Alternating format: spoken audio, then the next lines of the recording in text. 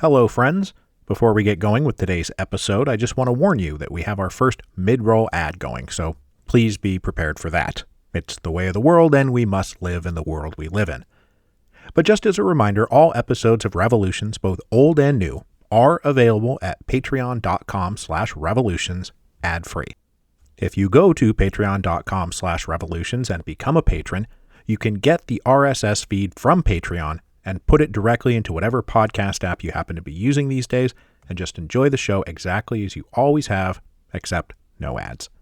That again, patreon.com/revolutions. Thank you so much for your support.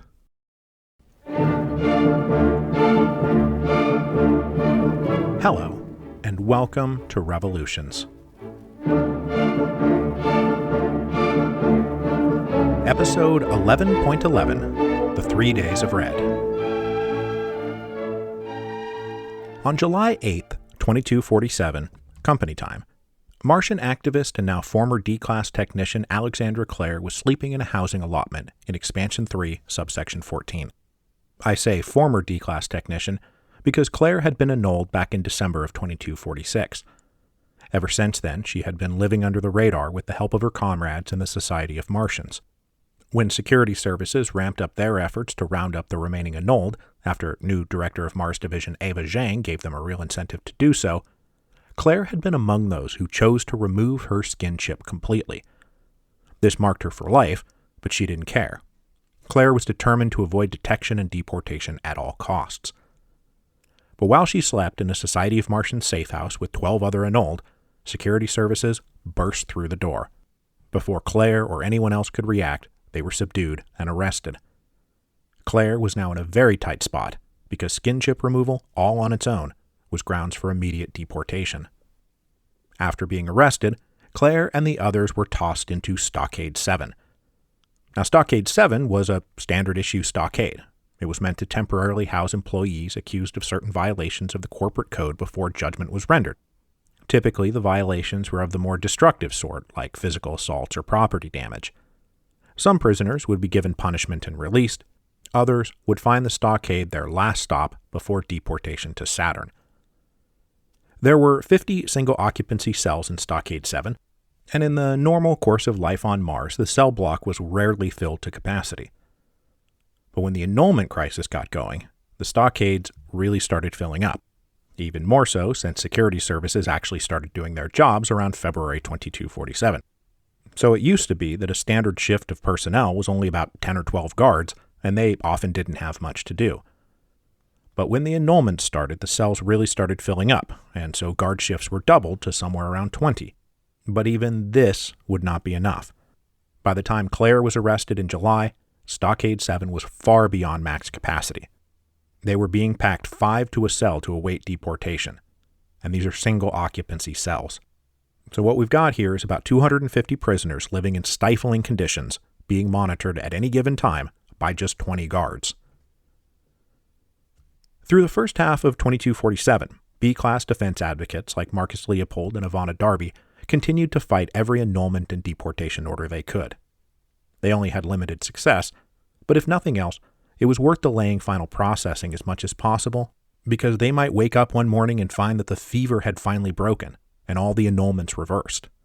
After all, there had already been some reinstatements for people in the A and B classes. There was reason to hope such reinstatements would filter down to the lower classes. So it was by sheer coincidence that when Alexandra Clare was arrested, she wound up in the client portfolio of Marcus Leopold himself. So Clare and Leopold met formally for the first time on July 15th, 2247, when he visited Stockade 7 for a preliminary interview. Neither of them knew it, of course, but this marked the beginning of a long and extremely complicated relationship. But at the moment, it was not particularly complicated. The removal of the skin chip bypassed a bunch of possible defenses and put her right at the top of the deportation list. Leopold promised to do what he could, but there was very little he could do. Clare did not doubt Leopold's commitment either to her or to the other prisoners. But as she wrote in her memoir, One Red Life, I hadn't precisely given up hope, but those days in Stockade 7 were some of the worst of my life. I had fought hard to resist the bastards, watched my friends die, been forced to live in the shadows. Now it all seemed to have been for nothing. I was about to be deported from the only home I had ever known. I had removed my skinship and now had to live with the crushing consequences of that choice. I was doomed. I wish I could say in response I bravely planned the uprising in Stockade 7, but the truth is, it was all an accident. It just happened. Hell, when the fighting started, I was just sitting in my cell, literally, with my head in my hands. To Claire's point, a lot of myths have built up around the insurrection in Stockade 7. That it was a planned Society of Martians operation, that Claire herself was the mastermind, that it was meant to be the start of the revolution. None of that is true. The reality is that it all started with an unexpected fight over the state of the latrines. Seriously. As I said, Stockade 7 was badly overcrowded, and the latrine in each cell was meant for only one person. For months now, the latrines had been overburdened by too many prisoners, and they repeatedly malfunctioned. Claire had been living in these intolerably cramped conditions for about 2 weeks, when, on July the 21st, 2247, the latrines in 5 of the cells malfunctioned simultaneously and, reverse discharged. This, as you can imagine, was pretty gross, and the prisoners had to be removed from their cells so they could be cleaned. This necessitated bringing the entire complement of on-duty guards into the cell block to make sure none of the prisoners tried anything while they were out of their cells. But when the cells were done being hosed out, the commander of the watch ordered the prisoners back inside. But the prisoners balked. No maintenance crew had been called to even look at the malfunctioning latrines. What was to stop this from happening again? The commander of the watch didn't care. He just wanted the prisoners back in their cells. The prisoners refused to move. The commander ordered the guards to present batons and neutron guns, and that's when it started. Right there, right then, is when the Martian Revolution began. As the guards advanced to start pushing the prisoners back in their cells, the infuriated prisoners snapped and fought back. The guards had not expected this, and were shocked when the prisoners surged forward instead of falling back. Batons swung and neutron guns blasted, but in the sudden rush they were wild and inaccurate. In the resulting melee, the attacking prisoners overwhelmed the guards, disarmed them, and turned their weapons against them. In the span of like 60 seconds, most of the guards, including the watch commander, lay unconscious on the floor or cowering with their hands up, neutron guns pointed at their heads. The prisoners left standing stripped the watch commander's key pass and used it to start opening the rest of the cells. Now, the guards who had remained in the monitor station during all this made a crucial mistake. When the fighting broke out, they grabbed weapons and rushed into the cell block to reinforce the other guards rather than implement an emergency lockdown. This mistake meant that when these last remaining guards rushed through the door, they ran right into a wall of prisoners, a bunch of them wielding batons and neutron guns. The prisoners attacked these paltry reinforcements and forced them right back out through the open door separating the cell block from the monitor station. Whoops. So, less than 5 minutes after the fighting started, the prisoners of Stockade 7 had overrun Stockade 7. All the prisoners were released from their cells. The defeated, disarmed, and/or unconscious guards were themselves herded into cells and locked up. It's easy to see why people always assumed it was a pre-planned, coordinated uprising. But mostly, the insurrection in Stockade 7 was driven by outrage, anger, and adrenaline. Up in the Prime Dome, alarms started going off at the headquarters of the security services. The neutron gun discharges pinged alerts, and they called down to see what was happening. These hails went unanswered. This was alarming, so they initiated emergency procedures. There were 2 ways in and out of Stockade 7. Laterally through the front door, which opened to a single main corridor which linked to 5-way 13 of Expansion 3. The other was vertically, up through a lift shaft that connected to a processing facility on the sea level that itself connected to the surface, where transport shuttles would carry deportees off the planet. The doors accessing both were immediately shut and locked, with security service reinforcements deployed to both sites. That way, whatever was happening in Stockade 7 would stay in Stockade 7. These orders were issued less than 10 minutes after the initial fighting began. Inside the stockade, there were animated discussions among the now former prisoners about what to do next. At least one of them had the presence of mind to realize that if the authorities knew what was happening, they were probably locked in here with no obvious way out. Their only hope, really, was to get a message out to alert their fellow Martians of their plight and position. and also pray the authorities didn't just decide to vent and void the whole stockade. A few paranoid souls worried they might flood the air with some kind of knockout gas to incapacitate them, but they were assured that for all our technological advances, humans had never gotten that one quite right, this despite quite a bit of testing that either had a limited effect or killed the subjects. So relax. Sure, we might all die down here and that's out of our control, but we're not going to get knocked out like you might have seen in your screen vids. They did, however, still have the Watch Commander's key pass, and they used that to access the communications network. From there, one of the prisoners who had experience with such networks, a guy named Barnes Culvert, hacked his way out to the black channels, and they pulsed out the message repeatedly: "We are trapped in Stockade 7 of Expansion 3. We have liberated ourselves but are under siege. Send help. Send help now." This message was pulsed out for about 5 minutes before the hack was discovered up at Security Services headquarters and patched, but it was enough.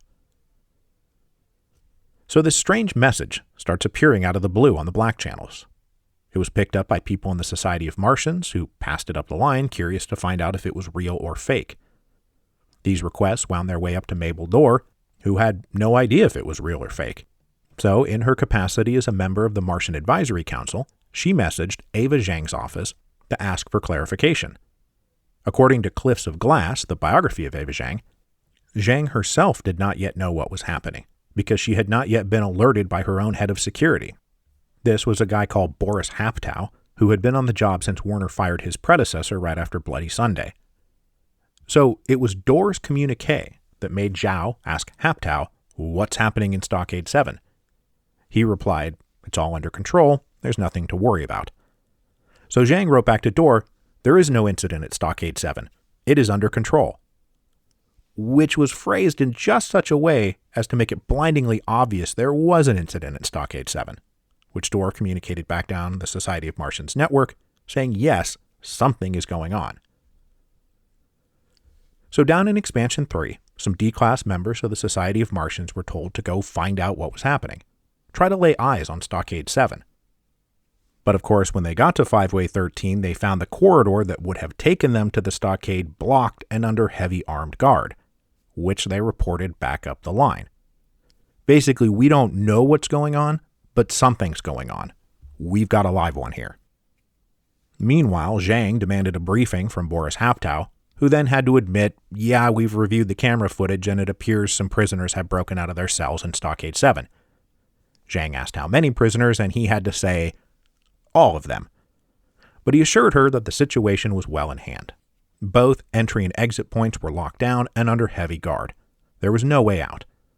He personally recommended venting and voiding the entire stockade to neutralize the problem. Zhang asked if there were any security personnel left alive in there, and Haptow says yes. By the look of the video, there's about 20 of them in there. Maybe more, maybe less. Zhang said, "I'm not voiding the stockade and killing them all. I don't need that on my head." Instead, she demanded to open a communications channel to whoever was currently in charge of Stockade 7 because it clearly wasn't the security services. Haptow complied. So back down in Stockade 7 comes a voice through the communications system, saying, "You are speaking directly to Mars Division Director Ava Zhang. There is no reason for this to end in bloodshed and death. What are your demands?"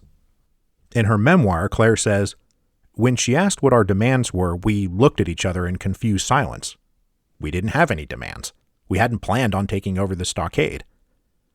So Claire herself and a few of the other prisoners who were members of the Society of Martians quickly worked up a simple list based on the demands they had been making all along. Reinstate all of the annulled. No more deportations. And also, while you're at it, pardons for everyone here in Stockade 7. Zhang, of course, refused these demands and said, "I can't negotiate with a neutron gun pointed at my head. I need you to surrender, and then we'll talk." The prisoners refused and restated their demands. Zhang threatened to void the stockade, but the insurrectionary prisoners said, "Who cares? You're just going to put us on a ship to Saturn anyway, so what's the difference between death now and death later? But remember, we've got your people down here, and they don't want to die, and you don't want to kill them."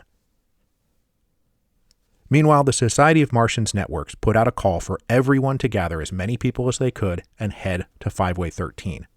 Go there now to bear witness to what might be happening in Stockade 7. Bring pressure to bear any way you can. Your unjustly imprisoned comrades are trapped in there, and we have to help them.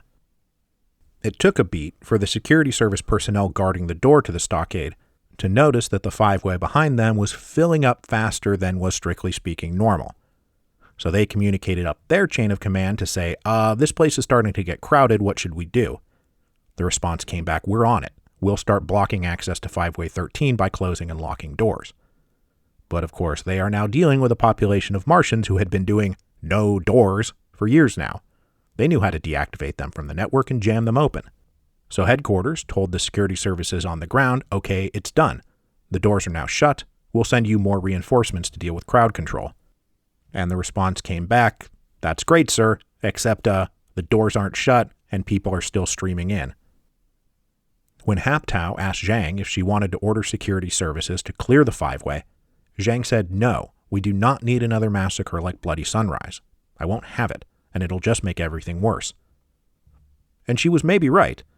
The whole incident was spiraling out of anyone's control, and even in an alternate timeline where she orders the crackdown, graphically injures and kills people while also voiding Stockade 7, well, how does that not just lead to the kind of explosion they were trying to avoid? But Zhang did order additional security to start manning the other corridors into the five-way in an attempt to keep more people from showing up.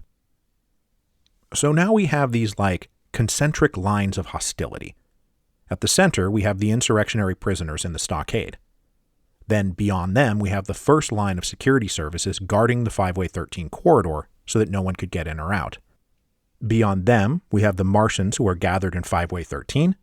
Beyond them, we have the security services who are manning the other corridors into 5-way 13 to prevent people from entering. And then beyond them, we finally have more Martians who are gathering. So it's a lot of people, a lot of tension, and a lot of weapons. With all of this unfolding, Mabel Dorr demanded Ava Zhang convene the Martian Advisory Council to help work out a solution before things really got out of hand. Zhang finally agreed about 8 hours into the standoff. And when they met, Zhang laid out the prisoners' demands, reverse the annulments, and end deportations. Most of the members of the MAC said, yeah, okay, that sounds great. That's what we've been telling you to do for months now. Zhang said, well, I can't do it under this kind of threat. And they said, well, if you had done it before, we wouldn't be in this mess. So maybe just do it. Worry more about ending the growing crisis and less about the optics. Zhang said thanks but no thanks and dismissed them. But the MAC leaders decided to remain in their own permanent session until the crisis was resolved. So they reconvened at the home of Mabel Dorr in the Prime Dome. After 12 hours, Zhang finally decided to call Earth and lay out the situation.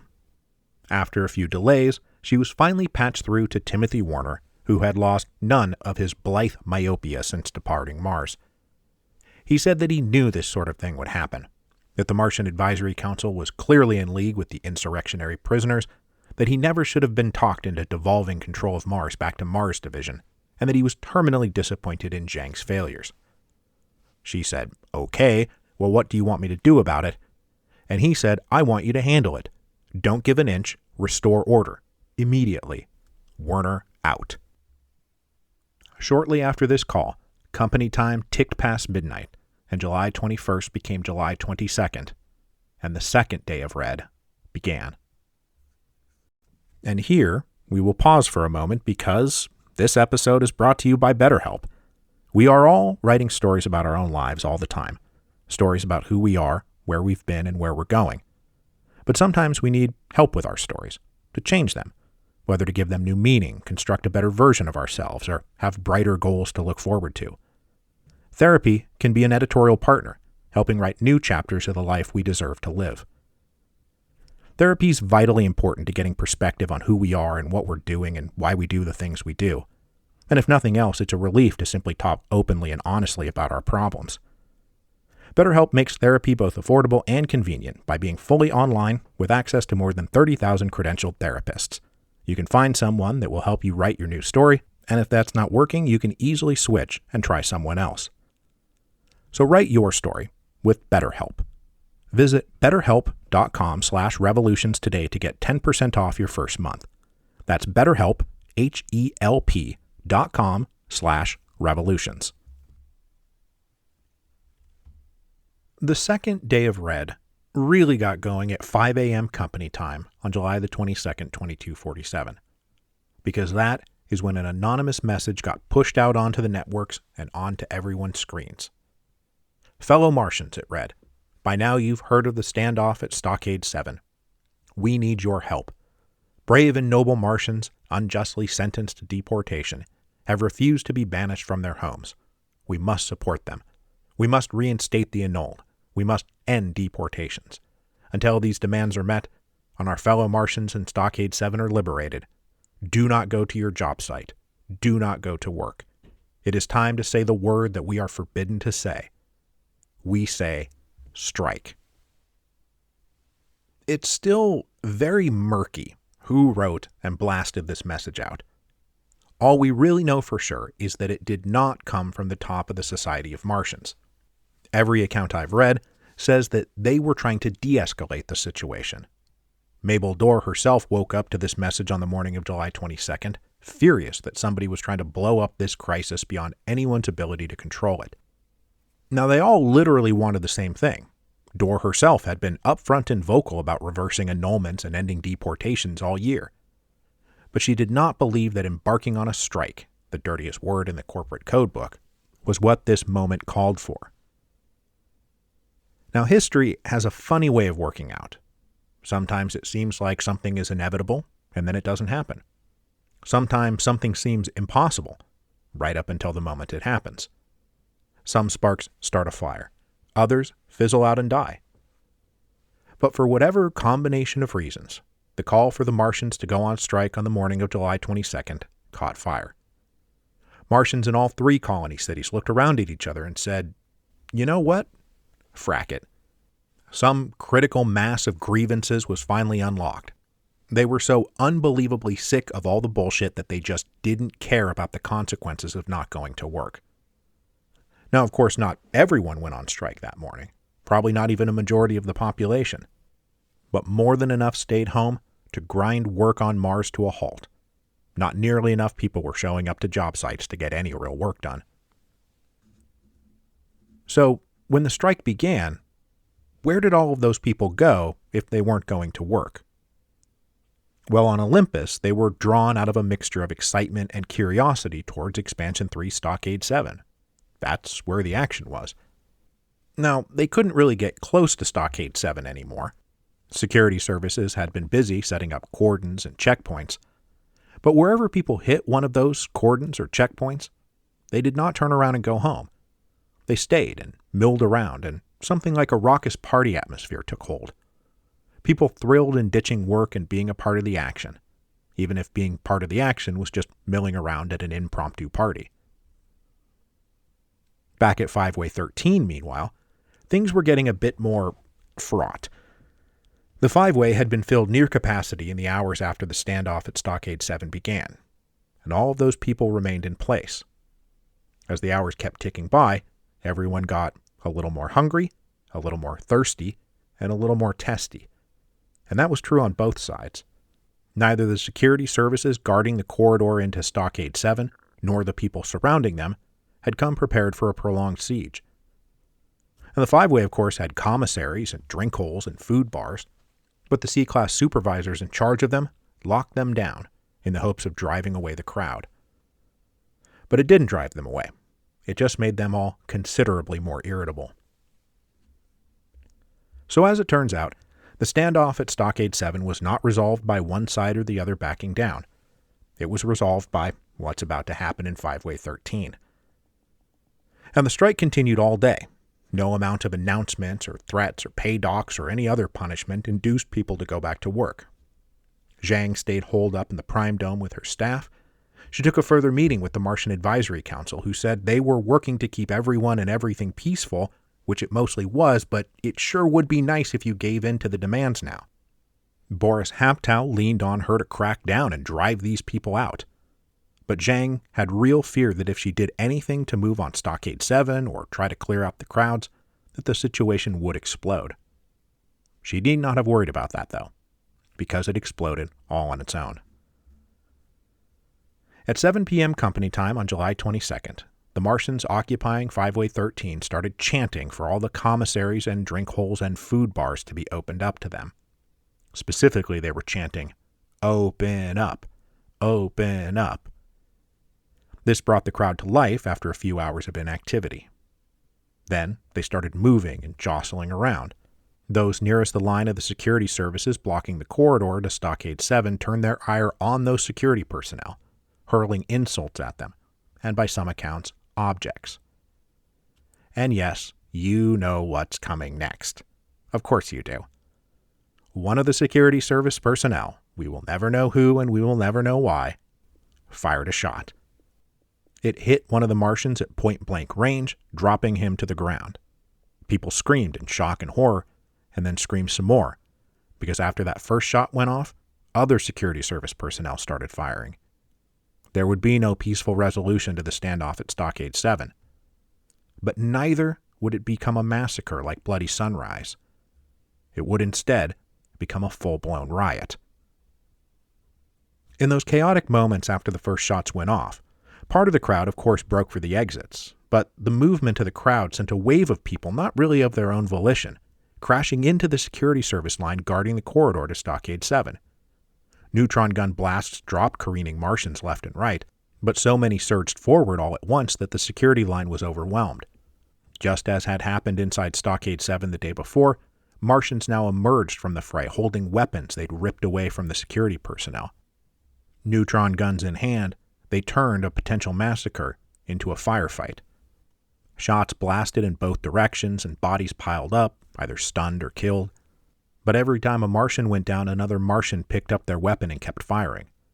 Every time a member of the security services went down, they just went down.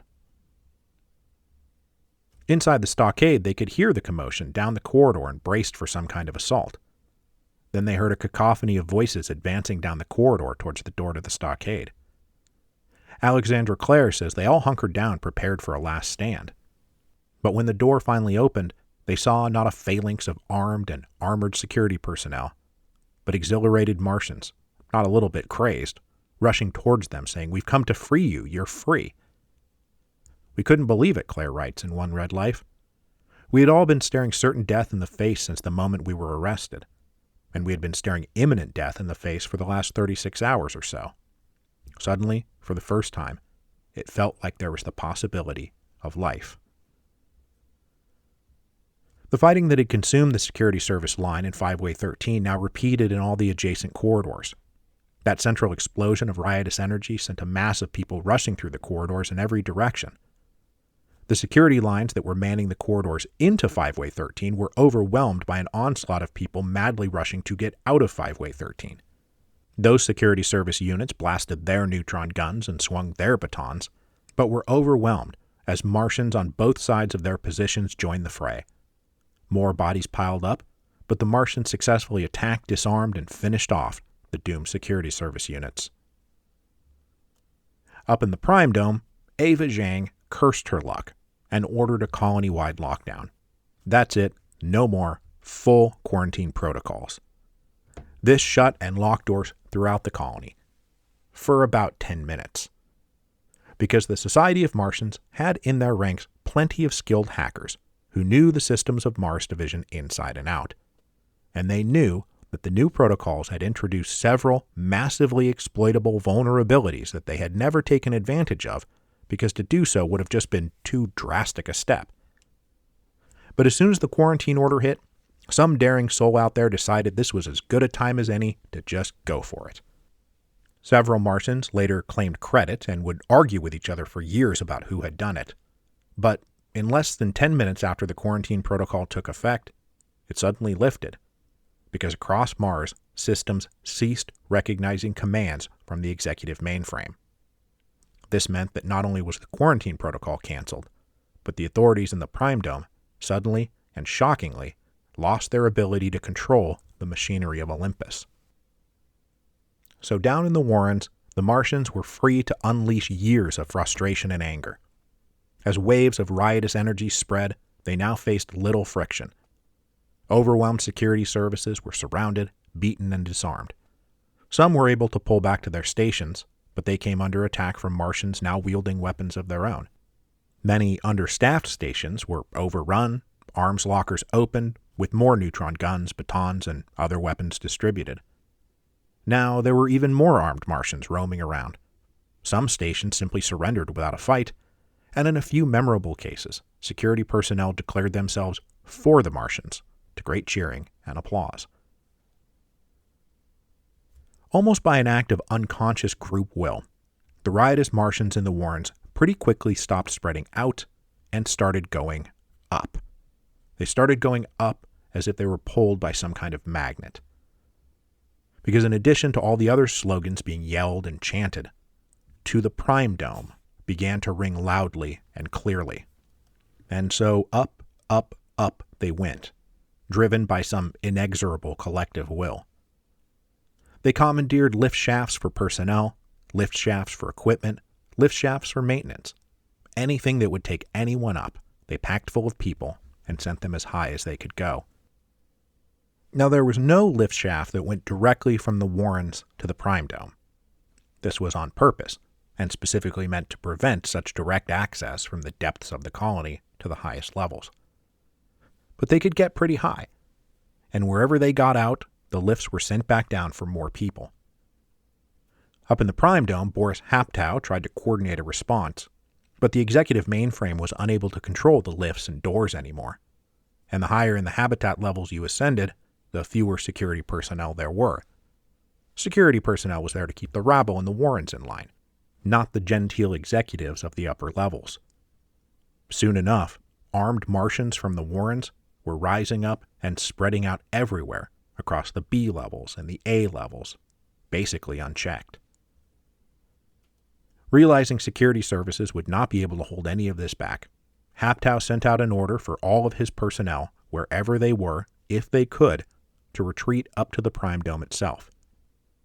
This order went out at about 1 a.m. company time on what was now July 23rd, 2247, the third day of Red. Alexandra Clare and her liberated comrades from Stockade 7, meanwhile, had marched out with neutron guns in hand. Some, like Clare, were active in the Society of Martians, but most of them were just ordinary Martians. They weren't rebels or resistance fighters. They had simply been annulled. But now they were together, and they were an armed squad. After surveying the carnage in 5-Way 13, they regrouped and, like everyone else, were drawn up by the pull of the Prime Dome. She and her comrades commandeered a maintenance lift that took them up to the A levels, where they got out and went hunting for a way up to the Prime Dome. Mostly, they met no resistance at all. Now, none of them had seen the A levels before. Claire and her comrades marveled at the passageways covered in beautiful pixel mosaics that pleasantly shifted color and shape. They passed through a large atrium filled with exotic plants, or at least they seemed exotic, because none of them had ever seen a live plant before, only digital or fabricated imitations. As all hell broke loose throughout Olympus, B-class radicals were about to be swept upward themselves. People like Marcus Leopold, Ivana Darby, and Zhao Lin gathered at the Mons Café with a who's who of future revolutionary leaders, including Maggie Spinoza, Antoine Dimanche, Cora Lowe, Malik Bakir, and Kenji Gru. They agreed that this could be it. This could be Mars finally taking control of its own destiny. The Earthlings had played too many hands in a row too poorly to be allowed to win. If the masses from the Warrens swept up into the Prime Dome, they could overthrow Mars Division and take control of the colony. If that happened, the Martians deserved something that represented everyone's voice and everyone's interests. Something more than just the elite Martian Advisory Council. A free Mars would need an assembly representing all Martians. And who better to organize and lead that assembly but us? While they met in the Mons Café, Martians from the Warrens started appearing in the B-class corridors looking for access to the Prime Dome. The Mons Café group joined one of these roving bands and directed them towards the lifts that would take them all the way to the top. Then, many of them fanned out to find more of these bands wherever they were and direct them on how to keep going up, up, up, all the way to the top. Up in the Prime Dome, Boris Haptow organized what forces he could muster and quickly determined he did not have nearly enough personnel to cover every access line into the Prime Dome There were simply too many maintenance tubes and equipment lifts and stairwells. The level that divided the surface from the underground was simply too permeable. But they could pull back to Mars Division headquarters and almost certainly barricade themselves inside and hold out. Hold out for what? Who knows? But hold out. By now, Martians were pouring up into the Prime Dome, most of them seeing what they had never seen in their entire lives: the sky. This vast expanse of reddish pink that gave some of them vertigo upon laying eyes on it. There were now among their number A and B class members of the Society of Martians who pointed them towards headquarters, which were soon surrounded on all sides by a teeming and ever-growing mass of Martians. At first, a few tried to storm headquarters, but they were pretty well blasted to hell by Haptow's security personnel. Mabel Dorr and the other members of the Martian Advisory Council emerged from her home, where they had been meeting in continuous session, and joined the throng in front of Mars Division headquarters. Martians who did not converge on headquarters, meanwhile, just sort of had their run of the streets and buildings of the Prime Dome, seeing the relative splendor and luxury the upper levels had enjoyed, living lives that people down in the Warrens could not even conceive of. By 9 o'clock in the morning company time on July 23rd, Ava Zhang and the other S-Class executives of Mars Division now found themselves in the position the insurrectionary prisoners had been in the day before down in Stockade 7, surrounded on all sides with no way in or out. Or so it seemed. Mabel Dorr and the other MAC leaders attempted to negotiate a final peaceful settlement and get Zhang to announce that the annulments were reversed and the deportations would stop. They said, "You have to do this, if for no other reason than to save your own skin." And finally, Zhang saw the light. Over Boris Haptow's strenuous objections, Zhang messaged that she was willing to meet the Martian demands. So Mabel Dorr then got out in front of the assembled Martians to announce that they had won. Their demands were being met.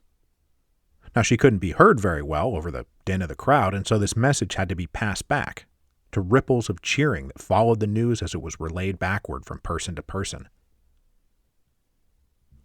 But there is one final act left to play out. Martians who had gone around the back and the side of the building kept probing for ways in. Haptow deployed security personnel to upper-story windows to fire down at anyone who got too close, but there were too many people coming at the building simultaneously, and eventually, a group that had brought up explosive devices from an excavation storehouse deep in the Warrens avoided the fire coming from above, planted their explosives against a wall, and then darted back out.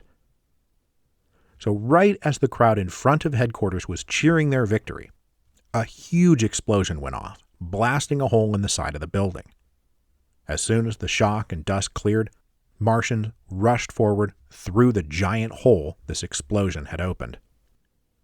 Pretty soon, those massed in front of the headquarters heard shots fired inside, as those coming in through the gaping hole met the security services inside, who thought they had set up a pretty impregnable position. Other Martians who came in through the blasted hole, meanwhile, raced around to other doors to let their comrades in through the back or the side, opening really anything that could be opened. This is the moment when Alexandra Clare and her comrades from Stockade 7 entered the fray. They had wound up behind headquarters after finally making their way into the Prime Dome, and had lately been taking shots at security personnel up in the windows with negligible effect. But then the bomb went off, the tide shifted, and the next thing they knew, back doors were being thrown open, so Claire and everyone else rushed inside. Haptow and his remaining security forces were now under intense pressure from multiple sides. Now, I think that Boris Haptow himself would have fought to the last man and never given up. But it was no longer his call. Attacked from multiple sides and a seemingly endless stream of Martians pouring into the building, security services personnel started throwing down their weapons and throwing up their hands. It was, they concluded, the only way they were getting out of this alive. So the front door of the headquarters was now thrown open to the still enormous crowd out in front, who cheered wildly and jostled forward to get into the building themselves. Everything was now total chaos. The Martians overran everything. Inside this chaotic mass of people, there was a group of 27 Martians who made their way into the building as a unit. And unlike practically everyone else, they seemed to know exactly what they were doing and where they were going. In this group was Marcus Leopold, Ivana Darby, Zhao Lin, Maggie Spinoza, Antoine Demange, Cora Lowe, Malik Bakir, and Kenji Gru.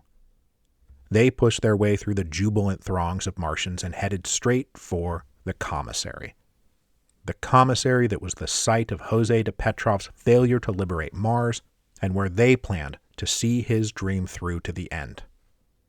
They entered the commissary along with other Martians who had no idea what was going on. When they were all inside, Ivana Darby stood up on a table and bellowed, "We, the people of Mars, call for the creation of a Martian assembly. All in favor?" And those who had come to do just that shouted, "Yes, yes, yes." And then Darby yelled out, "The Martian assembly is hereby formed and is now in session. The first order of business is independence. All those in favor say aye," and the 27 Martians who had come to do just that all shouted, "Aye." And that is where we will leave things today. The 3 days of Red had begun with a fight over malfunctioning latrines and ended with a massive uprising. Literally an uprising that carried Martians from the Warrens up into the Prime Dome. Casualties numbered in the thousands, and Olympus was pretty much in chaos. But what began in Stockade 7 ended in the Commissary of Mars Division headquarters with this spontaneous declaration of Martian independence. Next week, we will pick up right here where we've left off. Because this spontaneous declaration of independence by some self-appointed activists was not going to go unchallenged. Nor would independence declared by anyone actually succeed without the coming mutiny of the space shippers.